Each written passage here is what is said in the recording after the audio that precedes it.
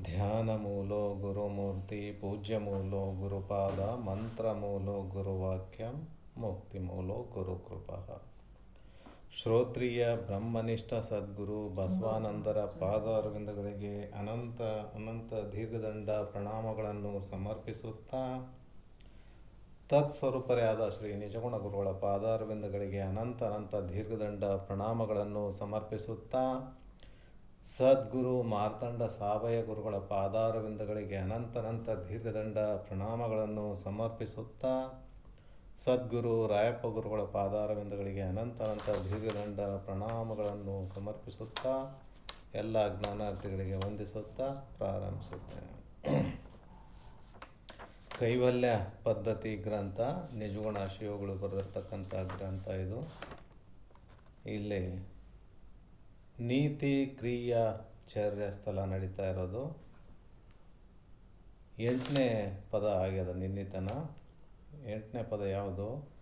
ಚಿಂತಿಸದಿರು ಸುಖ ದುಃಖದ ಎಡೆಯಳು ನೀ ನಿಂತು ತಿಳಿದ ಬಳಿಕ ಎಲೆ ಜೀವನೇ ಅಂತಕ್ಕಂಥ. ಬಳಿಕ ಎಲೆ ಜೀವನೇ ಅಂತ. ಚಿಂತಿಸದಿರು ಸುಖ ದುಃಖದೆಡೆಯಳು ನೀ ನಿಂತು ತಿಳಿದ ಬಳಿಕ ಎಲೆ ಜೀವನೇ. ಎಲೆ ಜೀವನೇ, ನೀನು ಚಿಂತೆ ಮಾಡಬೇಡಪ್ಪ. ನೀ ಸುಖ ದುಃಖ ಅಂತಕ್ಕಂಥದ್ದು ಅದು ಯಾಕೆ ಬಂದದ್ದು, ಯಾಕೆ ಸುಖ ದುಃಖಗಳು ಬರ್ತಾವ, ಯಾಕೆ ಇದಾಗ್ತದ ಅಂತಂದ್ರೆ ಅವೆಲ್ಲ ಪೂರ್ವ ಕರ್ಮಾಧೀನ ಆಗಿರ್ತದ. ಪೂರ್ವ ಜನ್ಮದಲ್ಲಿ ಮಾಡಿರ್ತಕ್ಕಂಥ ಆ ಕರ್ಮಗಳು ಏನದ ಅದರ ಫಲದಿಂದನೇ ನಮ್ಗೆ ದುಃಖಗಳು ಬರ್ತಾವ, ಅದರ ಕರ್ಮದಿಂದನೇ ಸುಖ ಬರ್ತಾವ ಅಂತ, ಆ ಫಲದಿಂದನೇ ಸುಖ ಬರ್ತದ ಅಂತಕ್ಕಂಥದ್ದು ತಿಳ್ಕೊಬೇಕಪ್ಪ ನೀನು ಅಂತಲ್ಲಿ ಹೇಳಿದರು. ಈಗ 9ನೇ ಪದ. ಮನುಜ ನಿನಗಾದ ನೋವಿಗೆ ಚಿಂತಿಸುವರೆ ಮುನ್ನಿನವರಿಗಾದ ಬಾಧೆಯು ನೋಡಲು ಅಂತ. ಅಂದ್ರೆ ಮನುಜ ನಿನಗಾದ ನೋವಿಗೆ ಚಿಂತಿಸುವರೆ ಮುನ್ನಿನವರಿಗಾದ ಬಾಧೆಯು ನೋಡಲು. ಮನುಷ್ಯನೇ, ನಿನಗೆ ಆಗಿರ್ತಕ್ಕಂಥ ನೋವಿಗೆ ಏನು ನೋವು ಬರ್ತಾವ, ಏನು ದುಃಖ ಬರ್ತದ, ಅದಕ್ಕೆ ಚಿಂತೆ ಮಾಡೋದು ಯೋಗ್ಯ ಏನೋ. 9ನೇದಾಗಿಲ್ಲ, ಅದು ಅದೇ ಥರನೇ ಅದ, ಸೇಮ್. ಅದು 8ನೇದು ಏನಾಗ್ಯದ? ಚಿಂತಿಸದಿರು ಸುಖ ದುಃಖದೆಡೆಯಳು ನೀ ನಿಂತು ತಿಳಿದ ಬಳಿಕ ಎಲೆ ಜೀವನೇ. ಅದು 8ನೇದ್ದು. ಈಗ 9ನೇದ್ದು, ಮನುಜ ನಿನಗಾದ ನೋವಿಗೆ ಚಿಂತಿಸುವರೆ ಮುನ್ನಿನವರಿಗಾದ ಬಾಧೆಯು ನೋಡಲು ಅಂತಕ್ಕಂಥದ್ದು. ಅಂದ್ರೆ ಮನುಷ್ಯನೇ, ನಿನಗ ಆಗಿರ್ತಕ್ಕಂಥ ನೋವು ದುಃಖ ಅಂತಕ್ಕಂಥದ್ದು ಏನು ಬಂದದ, ಅದಕ್ಕೆ ಚಿಂತೆ ಯಾಕೆ ಮಾಡ್ತಿದ್ದಿ? ಈ ಹಿಂದೆ ಮುನ್ನಿನವರಿಗಾದ ಬಾಧೆಯು ನೋಡಲು. ಈ ಹಿಂದೆ ಏನಾಗ್ಯದ, ಆಳಿ ಹೋಗಿದಾರ, ಅಳಿದು ಹೋಗ್ಯಾರ. ಆ ಇತಿಹಾಸದಲ್ಲಿ ಎಷ್ಟೋ ಜನರಿಗೆ ಎಂತೆಂಥ ಬಾಧೆಗಳು ದುಃಖಗಳು ಬಂದವಪ್ಪ. ಅದರಷ್ಟು ಅಂತೂ ನಿನಗೆ ಆಗಿಲ್ವಲ್ಲ, ಯಾಕೆ ಚಿಂತೆ ಮಾಡ್ತಿದ್ದು ನೀನು? ಯಾಕೆ ಚಿಂತೆ ಮಾಡ್ತಿ? ಇದು ಚಿಂತೆ ಮಾಡೋದು ಸರಿನಾ? ಚಿಂತೆ ಮಾಡೋದು ಅವಶ್ಯಕತೆ ಇಲ್ಲ. ಯಾವುದೇ ದುಃಖ ಬರಲಿ, ಏನೇ ಬರಲಿ, ಕಷ್ಟ ಬರಲಿ, ಅದಕ್ಕೆ ಚಿಂತೆ ಮಾಡೋಕ್ಕೆ ಹೋಗ್ಬೇಡಪ್ಪ ನೀನು. ಚಿಂತೆ ಮಾಡಬೇಡ. ಯಾಕಂತಂದ್ರೆ ಮೊದಲು ಎಂತೆಂಥ ದುಃಖಗಳು ಬಂದವ, ಎಂತೆಂಥ ಕಷ್ಟಗಳು ಬಂದವ ಮೊದಲಿದ್ದವ್ರಿಗೆ. ಅವರಷ್ಟು ಬಂದವೇನು ದುಃಖ ಕಷ್ಟಗಳು ನಿನಗೆ? ಅದಕ್ಕಾಗಿ ನೀನು ಅದ್ರ ಬಗ್ಗೆ ಯೋಚನೆ ಮಾಡೋಕ್ಕೆ ಹೋಗ್ಬೇಡ, ಚಿಂತೆ ಮಾಡೋಕ್ಕೆ ಹೋಗ್ಬೇಡಪ್ಪ. ಎಂತೆಂಥ ಕಷ್ಟ, ಯಾವುದೇ ಕಷ್ಟ ಬಂದರೂ ಕೂಡ ಅದಕ್ಕೆ ಚಿಂತೆ ಮಾಡಬೇಡ ನೀನು.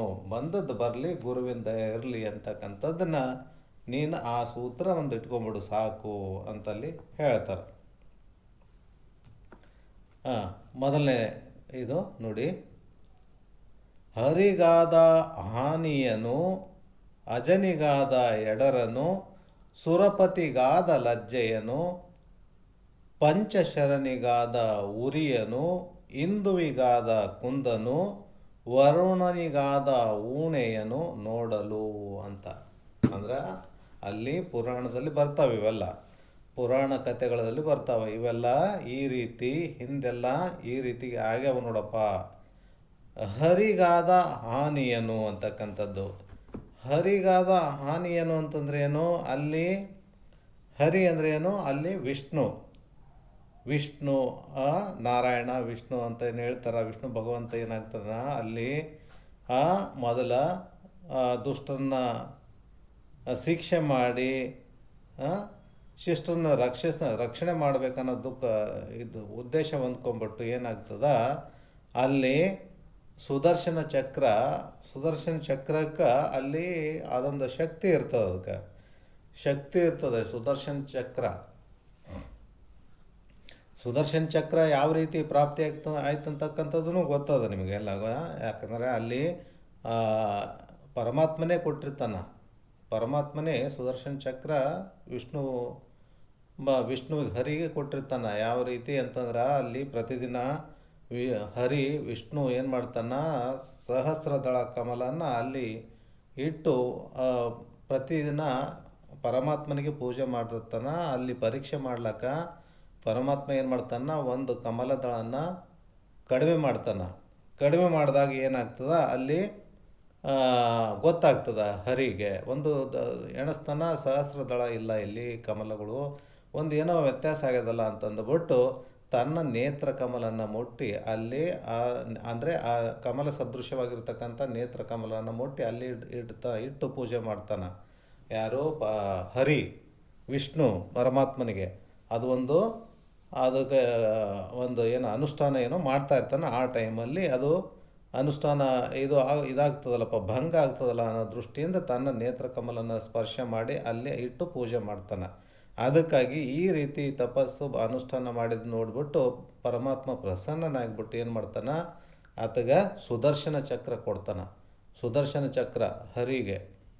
ಆ ಸುದರ್ಶನ ಚಕ್ರದ ಎಷ್ಟು ಶಕ್ತಿ ಇರ್ತದಂದ್ರೆ ಅಲ್ಲಿ ಅದೊಂದು ಪ್ರಯೋಗ ಮಾಡಿಬಿಟ್ರೆ ಎಲ್ಲೇನ ಇರಲಿ ಅದು ಯಾವುದೋ ಆ ವ್ಯಕ್ತಿ ದುಷ್ಟ ವ್ಯಕ್ತಿ ಸಂಹಾರಕ್ಕಾಗಿ ಏನಾದರೂ ಬಿಟ್ಟಿದ್ರೆ ಅದು ಎಲ್ಲೇ ಅಡಗಲಿ ಆ ವ್ಯಕ್ತಿ ಅಲ್ಲಿ ಹೋಗಿಬಿಟ್ಟು ಅದನ್ನು ಸಂಹಾರ ಮಾಡಿ ವಾಪಸ್ ಬರ್ತದಂತ.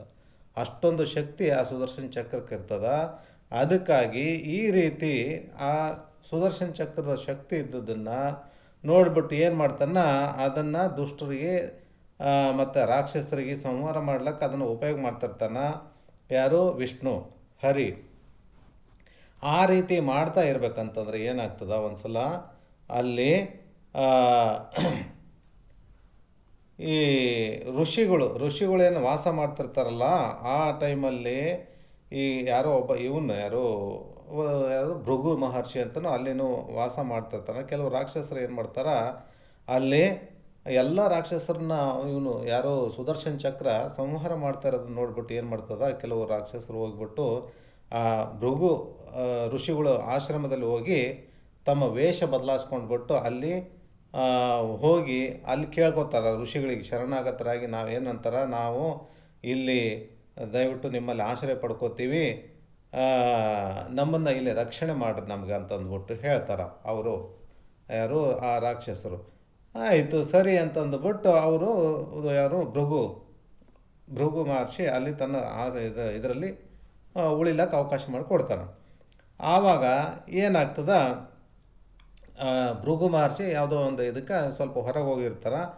ಆ ಟೈಮಲ್ಲಿ ಈ ಯಾರು ಅದೇ ವಿಷ್ಣು ಏನು ಮಾಡ್ತಾನೆ, ಅಲ್ಲಿ ಭೃಗು ಮಹರ್ಷಿಗಳು ಇರಲಾದ ಸಮಯದಲ್ಲಿ ಈ ಸುದರ್ಶನ ಚಕ್ರ ಬಿಡ್ತಾನೆ. ಯಾಕಂದ್ರೆ ರಾಕ್ಷಸರು ಅಲ್ಲಿ ಇದಾರಂತ ಗೊತ್ತಾಗಿ ಅಲ್ಲಿ ಆ ಸುದರ್ಶನ ಚಕ್ರನ ಬಿಡ್ತಾನೆ. ಆ ಸುದರ್ಶನ ಚಕ್ರ ಹೋಗಿ ಇವರು ಆ ರಾಕ್ಷಸರನ್ನ ಸಂಹಾರ ಮಾಡಂತ ಬಿಟ್ಟಾಗ ಅಲ್ಲಿ ಸೀದಾ ಭೃಗು ಮಹರ್ಷಿ ಋಷಿಗಳ ಆಶ್ರಮಕ್ಕೆ ಹೋಗ್ತದದು. ಹೋಗಿ ಅದು ಬರೋದು ನೋಡ್ಬಿಟ್ಟು ಭೃಗು ಮಹರ್ಷಿ ಇದು ಹೆಂಡತಿ ಪತ್ನಿ ಏನಾಗ್ತಾ ಅಡ್ಡ ನಿಂದಿರ್ತಾಳೆ. ಆದರೂ ಈ ಆ ರಾಕ್ಷಸರನ್ನ ನಮ್ಮ ಶರಣಾಗತರಾಗ್ಯಾರ, ನಮ್ಮಲ್ಲಿ ಬಂದದಾರ, ಅವ್ರನ್ನ ನಾವು ರಕ್ಷಣೆ ಮಾಡೋದು ನಮ್ಮ ಕರ್ತವ್ಯ, ನಾವು ಬಿಡಂಗಿಲ್ಲ ಅದಕ್ಕೆ ಅವರಿಗೆ ಸಾಯಿಸ್ಲಕ್ಕಂತಂದುಬಿಟ್ಟು ಆಕೆ ಬಂದು ನಿಂದಿರ್ತಾಳೆ. ಅಡ್ಡ ನಿಂತಾಗ ಅದೇನು ಮಾಡ್ತದೆ, ಸುದರ್ಶನ ಚಕ್ರ ಅಡ್ಡ ಬಂದದ್ದು ಫಸ್ಟು ಆಕೆಯನ್ನು ತಲೆ ಕತ್ತರಿಸ್ತದ, ಆಮೇಲೆ ಅವ್ರ ತಲೆ ಕತ್ತರಿಸ್ಬಿಟ್ಟು ವಾಪಸ್ ಹೋಗ್ತದೆ. ಹೋಗಿ ಆಮೇಲೆ ಬರ್ತಾರೆ ಯಾರು ಭೃಗು ಮಹರ್ಷಿ. ಬಂದ ತಕ್ಷಣ ನೋಡ್ತಾನ ಈ ರೀತಿ ಎಲ್ಲ ಆಗಿ ಬಿದ್ದದ್ದು ನೋಡ್ಬಿಟ್ಟು ಆ ಹರಿಗೆ ಶಾಪ ಕೊಡ್ತಾನೆ. ಅಂದ್ರೆ ನೀನು ಈ ರೀತಿ ನಮ್ಮ ಇಷ್ಟು ಜನರನ್ನ ನೀನು ಕೊಲೆ ಮಾಡಿದಿ, ನಿನ್ನ ಇದರಿಂದ ಸುದರ್ಶನ ಚಕ್ರದಿಂದ ನೀನು ಅದಕ್ಕಾಗಿ 10 ಜನ್ಮಗಳನ್ನು ಹುಟ್ಟಿ ಯಾವುದು ಈ ಮರ್ತ್ಯ ಲೋಕದಲ್ಲಿ ಹುಟ್ಟಿ ಬಾ ನೀನು ಅಂತಂದುಬಿಟ್ಟು ಹರಿಗೆ ಶಾಪ ಕೊಡ್ತಾನಂತ.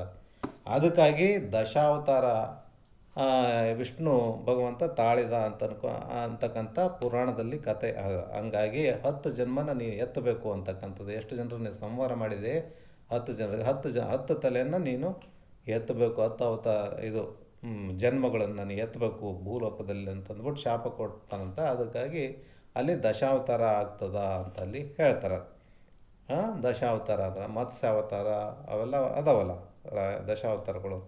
ಕೂರ್ಮಾವತಾರ, ಪರಶುರಾಮ ಅವತಾರ ಅಂತಕ್ಕಂಥದ್ದು, ರಾಮ ಅವತಾರ, ಈ ರೀತಿ 10 ವರಾಹ ಅವತಾರ, ನರಸಿಂಹ ಅವತಾರ, ನರಸಿಂಹಲ್ಲ ಹಿರಣ್ಯ ನರಸಿಂಹ ಅವತಾರ, ವರಾಹ ಅವತಾರ, ರಾಮನ ಅವತಾರ, ಕೃಷ್ಣನ ಅವತಾರ, ಈ ರೀತಿ 10 ಅವತಾರಗಳು ಅಲ್ಲಿ ಬರ್ತಾವೆ.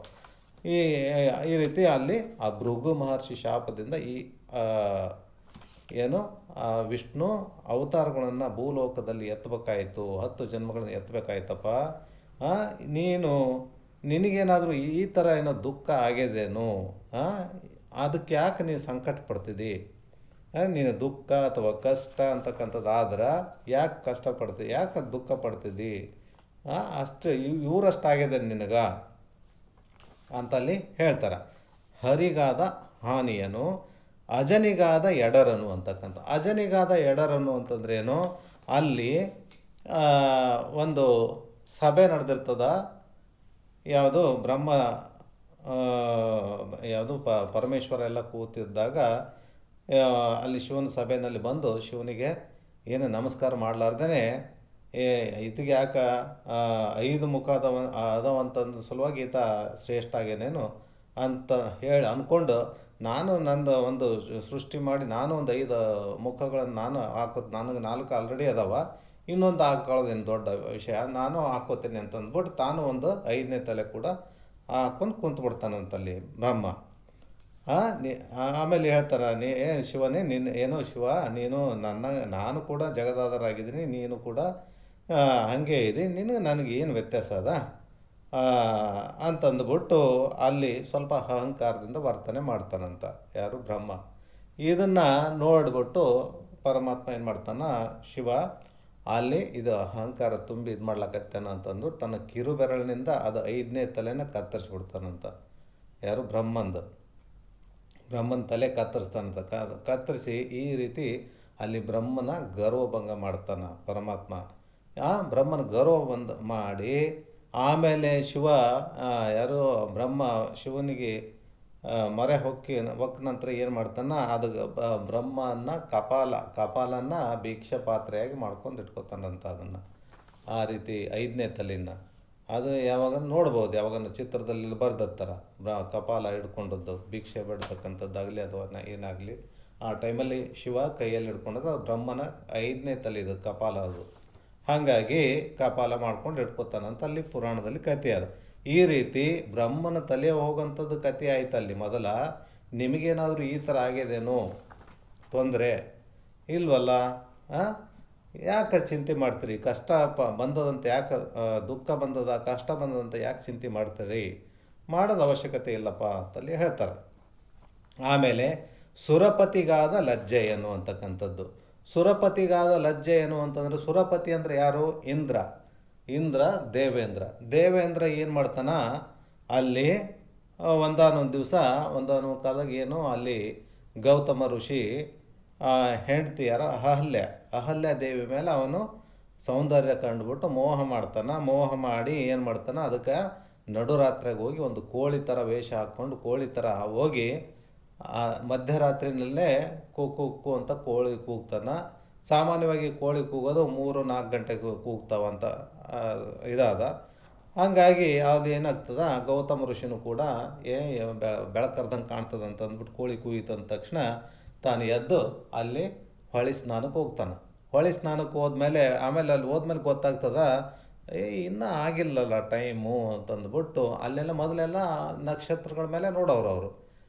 ಟೈಮು ಎಲ್ಲ ಟೈಮೆಲ್ಲ ಅವ ಮೊದಲೇನು ಇದೇನು ಅವನು ಗಡಿಯಾರ ಏನೂ ಇರಲಿಲ್ಲ.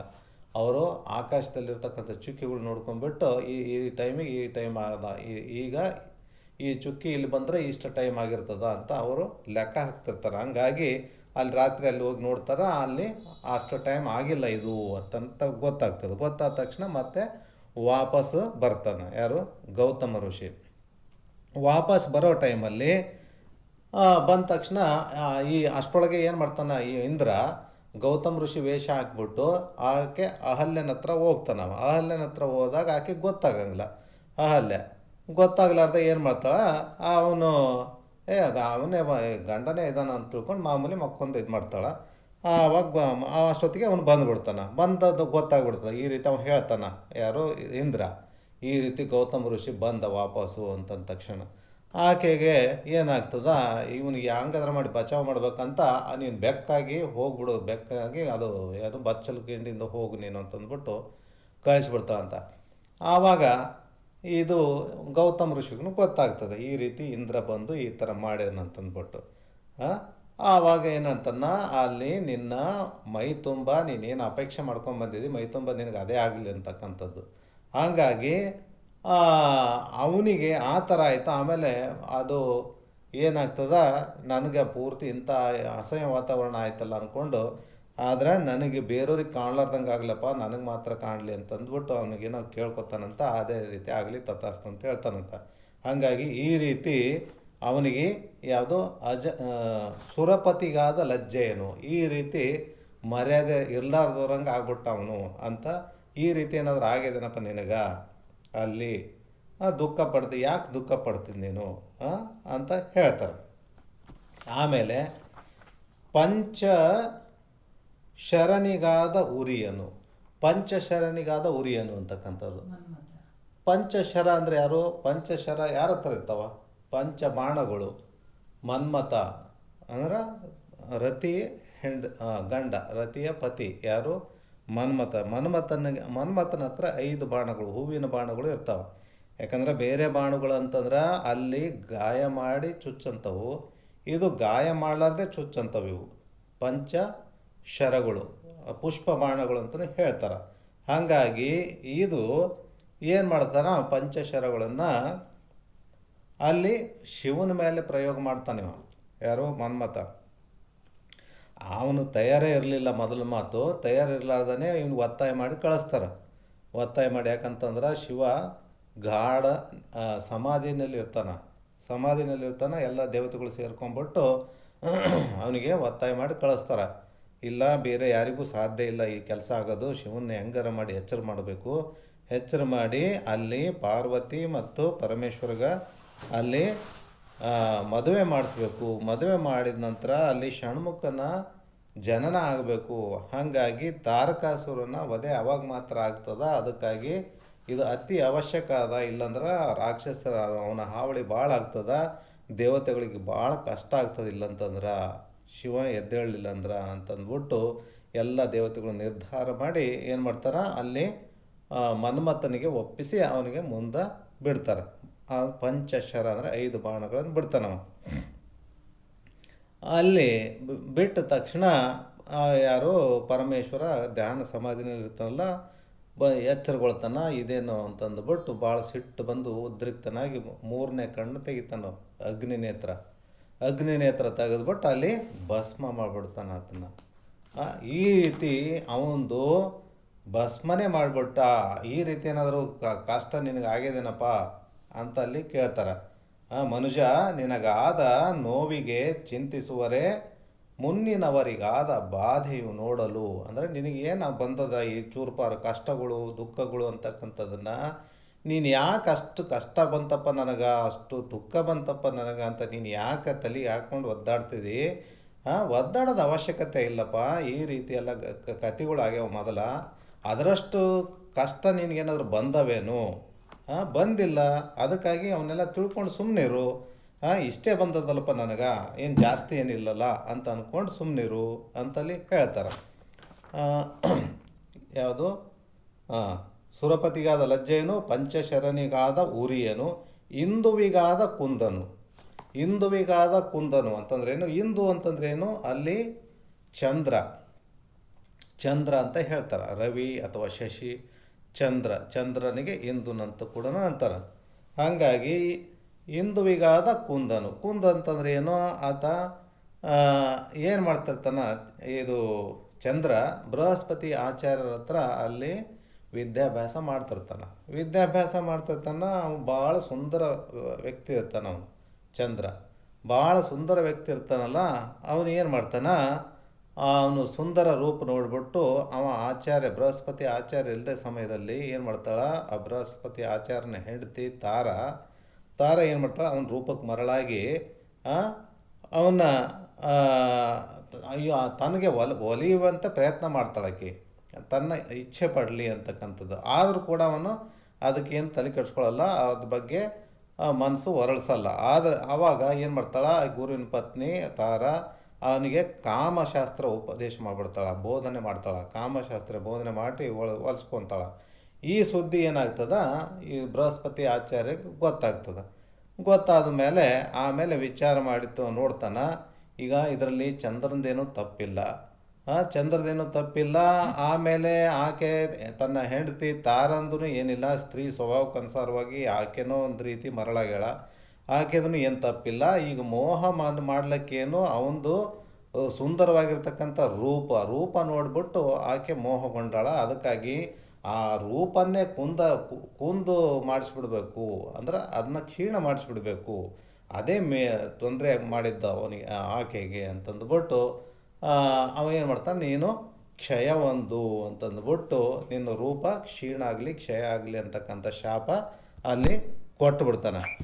ನಿನ್ನ ರೂಪ ಅಲ್ಲಿ ಕ್ಷೀಣ ಆಗಲಿ ಅಥವಾ ಕ್ಷಯ ಆಗಲಿ ಅಂತಕ್ಕಂಥ ಅಲ್ಲಿ ಶಾಪ ಕೊಡ್ತಾನೆ. ಯಾರು, ಅಲ್ಲಿ ಬೃಹಸ್ಪತಿ ಆಚಾರ್ಯ, ಬೃಹಸ್ಪತಿ ದೇವತೆಗಳ ಗುರು. ಹಾಗಾಗಿ ಆವಾಗ ಏನು ಮಾಡ್ತಾನೆ, ಈ ರೀತಿ ಕ್ಷೀಣ ಆಯ್ತಲ್ಲಪ್ಪ, ಅಲ್ಲಿ ಚಂದ್ರನಿಗೆ ದೇಹ ಕ್ಷೀಣ ಆಗ್ತಕ್ಕಂಥದ್ದು. ಆಮೇಲೆ ಪರಮಾತ್ಮನ ಹತ್ರ ಹೋಗಿ ಅದೆಲ್ಲ ಕತ್ತಿ ಬರ್ತದೆ ಮುಂದೆ ಬೇರೆ ಥರದ್ದು. ಹಂಗಾಗಿ ಈಗ ನಾವೇನು ಇಷ್ಟಕ್ಕೆ ಮಾತ್ರ ತೊಗೊಳ್ಬೇಕು, ಅಂದರೆ ಯಾವುದಂದ್ರೆ ಕ್ಷೀಣ ಆಯಿತು, ಅವನ ದೇಹನೇ ಕ್ಷೀಣ ಆಗ್ತದ, ಮತ್ತು ಆಮೇಲೆ ಪರಮಾತ್ಮನ ಇದರಿಂದ ವೃದ್ಧಿ ಆಗ್ತದ ಆಶೀರ್ವಾದದಿಂದ ಅಥವಾ ವರದಿಂದ.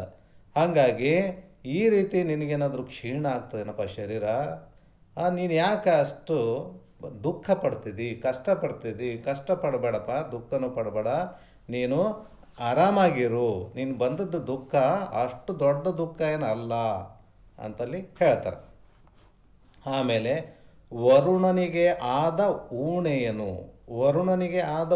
ಅಂತಕ್ಕಂಥದ್ದು. ಅಂದರೆ ವರುಣ ಅಂದರೆ ಏನು, ಅಲ್ಲಿ ವರುಣ ಅಂತಂದ್ರೆ ಏನು, ಅಲ್ಲಿ ಇದು ಮಳೆ ಬರ್ತಕ್ಕಂಥದ್ದು, ಮಳೆ ದೇವ ವರುಣ. ಏನಾಗ್ತದ ಅಲ್ಲಿ ಕೂಡ ಆತನ ಏನು ಮಾಡ್ತಾರ, ಆತಕನು ಕೂಡ ಅಗಸ್ತ್ಯ ಋಷಿಯನ್ನು ಶಾಪ ಕೊಡ್ತಾನಂತ. ಶಾಪ ಕೊಟ್ಟು ಅಲ್ಲಿ ಕೂಡ ಆತ ಏನು ಮಾಡ್ತಾನ, ಈ ರೀತಿ ಅಗಸ್ತ್ಯ ಋಷಿಯಿಂದನೂ ಕೂಡ ಶಾಪಗ್ರಸ್ತನಾಗ್ತಾನ.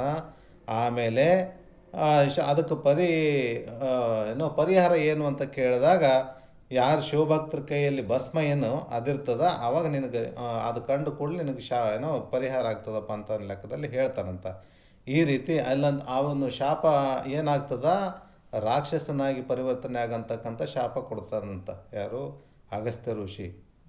ಈಗ ಈ ರೀತಿ ಅವ ವರುಣ ದೇವನಿಗೂ ಕೂಡ ಈ ರೀತಿ ರಾಕ್ಷಸನಾಗಿ ಪರಿವರ್ತನೆ ಆಗ್ಲಕ್ಕ ಶಾಪ ಕೊಟ್ಟನಪ್ಪ, ನಿನಗೇನಾದರೂ ಆದೇನು ಈ ಥರದ್ದು? ಇಲ್ಲ. ಅದಕ್ಕಾಗಿ ನೀನು ಅದಕ್ಕೆ ಚಿಂತೆ ಬೀಳೋದು ಬೇಡ, ದುಃಖಕ್ಕೆ ಕಷ್ಟಕ್ಕೆ ಯಾವುದೇ ಚಿಂತೆ ಮಾಡೋದು ಬೇಡಪ್ಪ. ನೀನು ಮೊದಲಿಗೆ ಎಷ್ಟಿಂತ ತೊಂದರೆಗಳು ಪಟ್ಟಾರ, ಎಂತಿಂಥ ಕಷ್ಟಪಟ್ಟಾರ, ಅವ್ರಿಗೆ ಬಂದಷ್ಟು ಕಷ್ಟ ನಿನಗೇನಾದರೂ ಬಂದದೇನು? ಇಲ್ಲ. ಅದಕ್ಕಾಗಿ ಯಾವುದೇ ದುಃಖ ಪಡೋಕ್ಕೆ ಹೋಗಬೇಡ, ಯಾವುದೇ ತೊಂದರೆ ಪಡೋಕ್ಕೆ ಹೋಗಬೇಡ. ಬಂದರೂ ಕೂಡ ಇವೆಲ್ಲನೂ ಭಾಳ ಕಡಿಮೆ ಲೆಕ್ಕದಲ್ಲಿ ಹಿಂಗೆ ಹೋಗ್ತಾವಂತ ತಿಳ್ಕೊಂಡು ಸುಮ್ಮನಿರು ಅಂತಂದು ಹೇಳ್ತಾರೆ. ಆಮೇಲೆ ಎರಡನೇ ನುಡಿನಲ್ಲಿ, ರವಿಗಾದ ಭವಣಿಯ ಅಹಿಪತಿಗಾದ ಭಾರವನು, ದಕ್ಷನಿಗಾದ ಕೊರತೆಯನ್ನು, ಅವ್ಯವಾಹನನಿಗಾದ ಅನುಗೇಡು, ಅಂತಕನನಿ ಸುವನಿಗಾದ ಆದುದರ ದೇರುವನ್ನು ನೋಡಲು ಅಂತಲ್ಲಿ ಹೇಳ್ತಾರೆ. ಉರದೇರುವನು ಅಂದರೆ ಆದ ಉರದೇವನು ಅಂತಕ್ಕಂಥದ್ದು. ಅಂದ್ರೆ ರವಿಗಾದ ಭವಣಿಯ ಅಂತಕ್ಕಂಥದ್ದು. ರವಿ ಅಂದರೆ ಏನು? ಸೂರ್ಯ. ಸೂರ್ಯನಿಗೆ ಆಗಿರ್ತಕ್ಕಂಥ ಭವಣಿ ಅಂತಂದರೆ ಏನು? ಅಲ್ಲಿ ಆ ಕಷ್ಟ, ಸೂರ್ಯನಿಗೆ ಎಂಥ ಕಷ್ಟ ನೋಡೋದು. ಸೂರ್ಯ ಆ್ಯಕ್ಚುಲಿ ಜೀವನ್ಮುಕ್ತ, ಸೂರ್ಯದೇವ ಜೀವನ್ಮುಕ್ತ ಅಂತ ಹೇಳ್ತಾರೆ.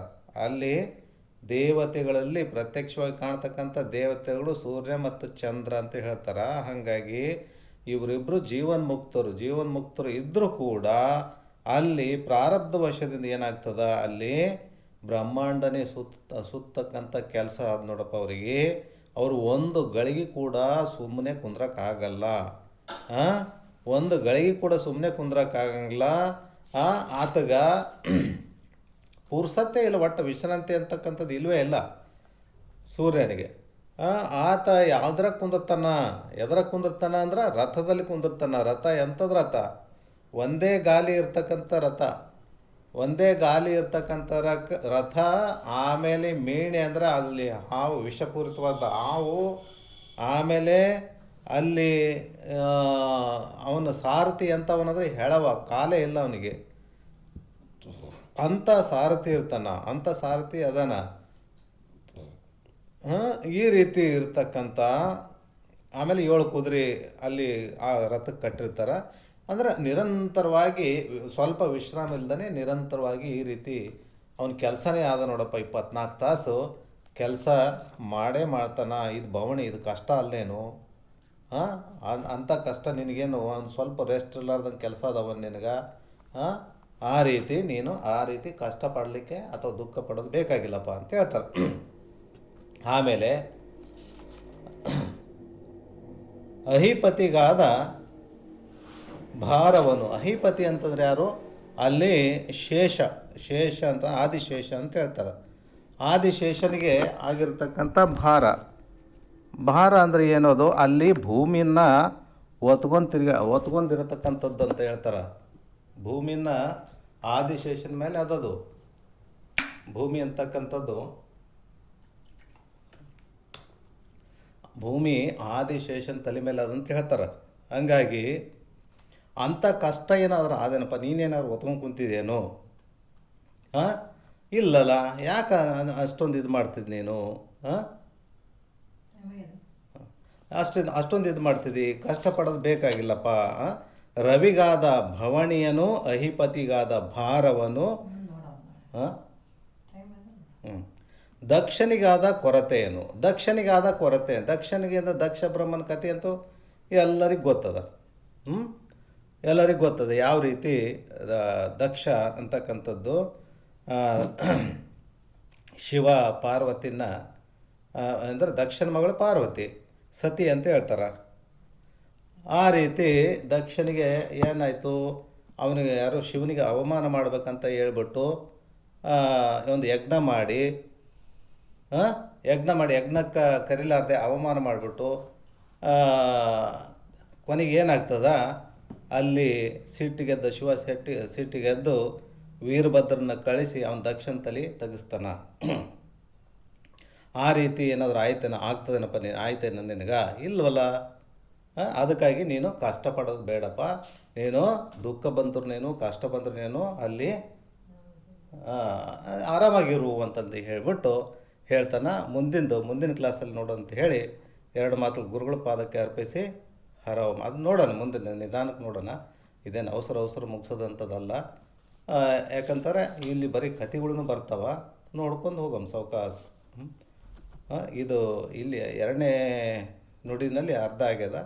ಇದು ಅರ್ಧ ಹಿಡ್ಕೊಂಬಿಟ್ಟು ನಾಳೆ ಮುಂದುವರ್ಸೋಣ ಅಂತೇಳಿ 2 ಮಾತು ಗುರುಗಳ ಪಾದಕ್ಕೆ ಅರ್ಪಿಸಿ ಹರ ಓಂ ಶಿವಾಯ ನಮಃ.